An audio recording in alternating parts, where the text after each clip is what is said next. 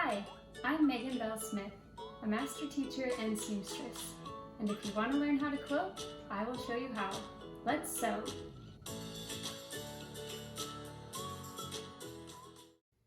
For this project, I'm using binding that has been folded in half. I cut it out at 2.5 inches. The first thing I want to do is cut 10 inches off so I can use it for hanging loops. With my 10-inch piece, I've folded the raw edges inside, and now I'm folding it in half again. I'll stitch along each side for my hanging loops. Now I'll take my 10-inch strip and fold it in half so I can cut this piece into two. I have 2 hanging loops ready to go. I'll be attaching my loops on the back side of my fabric. All I need to do is stitch over the top with a 1/4 inch seam allowance. This is tacking them in place for when I add the binding. I recommend starting binding on the side or bottom of your quilt instead of at the top. Leave several inches of a tail before you start sewing. This will be useful when we come back around. Begin sewing with a 1/4 inch seam allowance.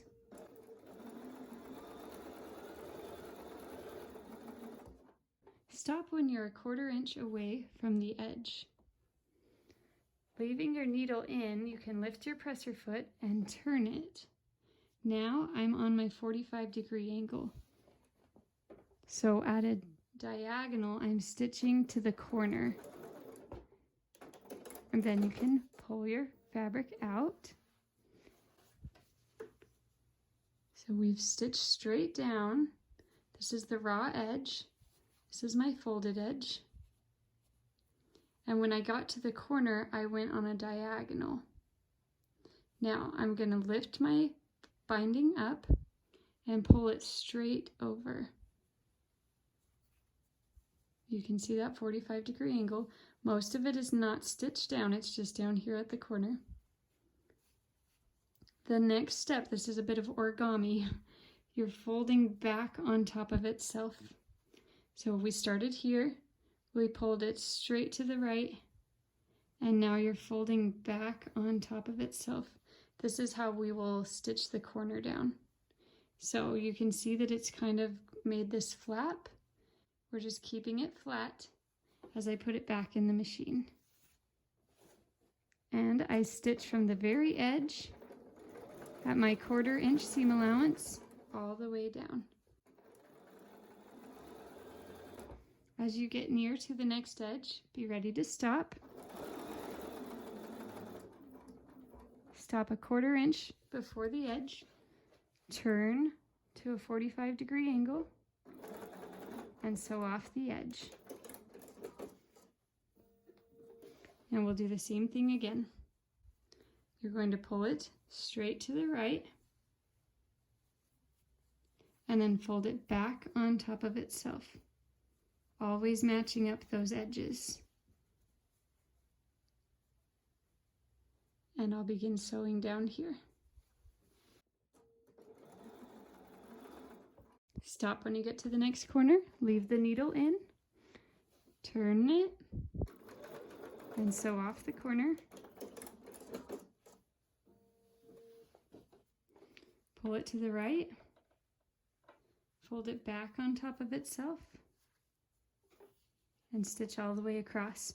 Now I'm at the top, so I have my hanging loops on the back. I just want to make sure that they stay pointed in.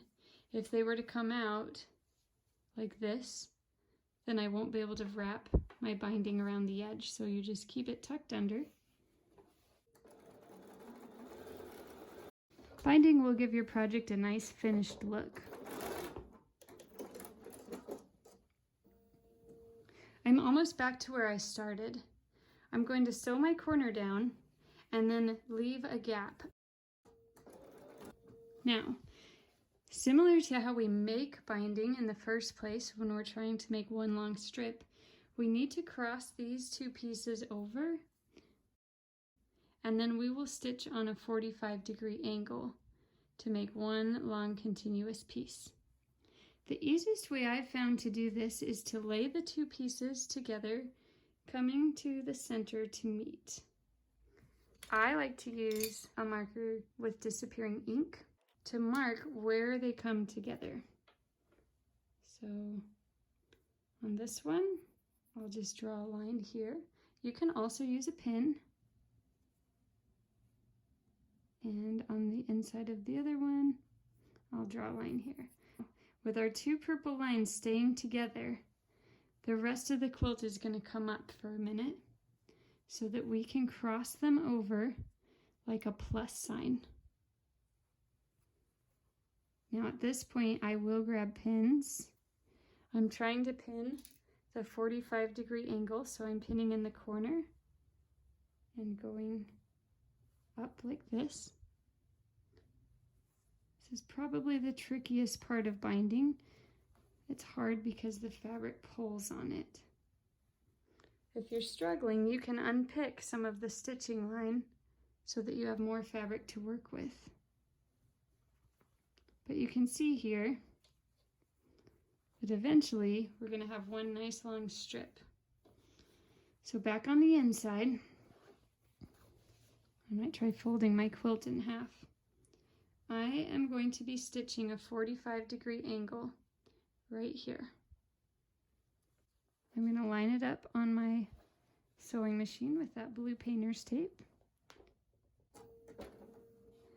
And as I stitch, I'll be taking out the pins. This might take you several tries to get it just right.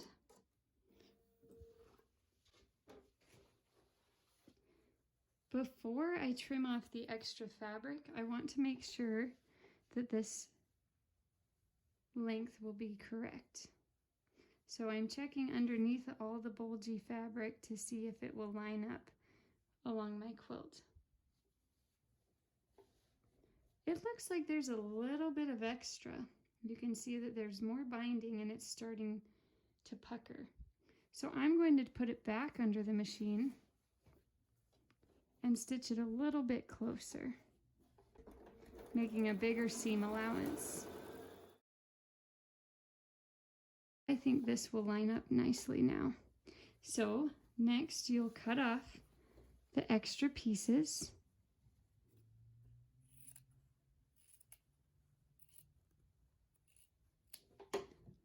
And I'll take it back to my ironing board real quick so I can press this flat. While you're at the iron, you can fold the binding over the edge and press it as well.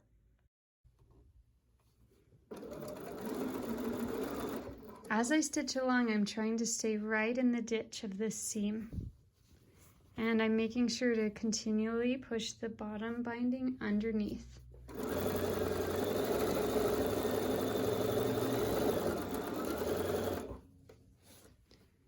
Hopefully you can see on the back how it's starting to catch that binding with a stitching line.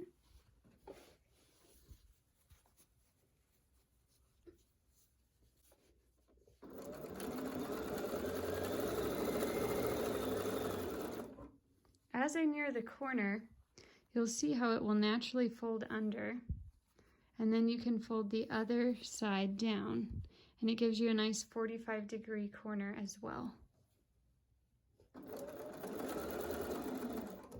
When you get to the exact corner, just leave your needle down and turn your presser foot. Here I am at another corner. I'll just fold it in half underneath and then fold the next corner down until I make a nice angle.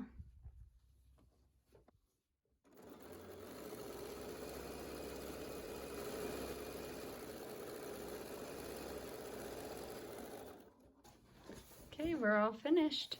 You can see that my hanging loops are good to go. The binding covered the raw edge of the hanging loop, and I've successfully sewn all the way around. You can double check that you caught it in every place along the back, and you're finished.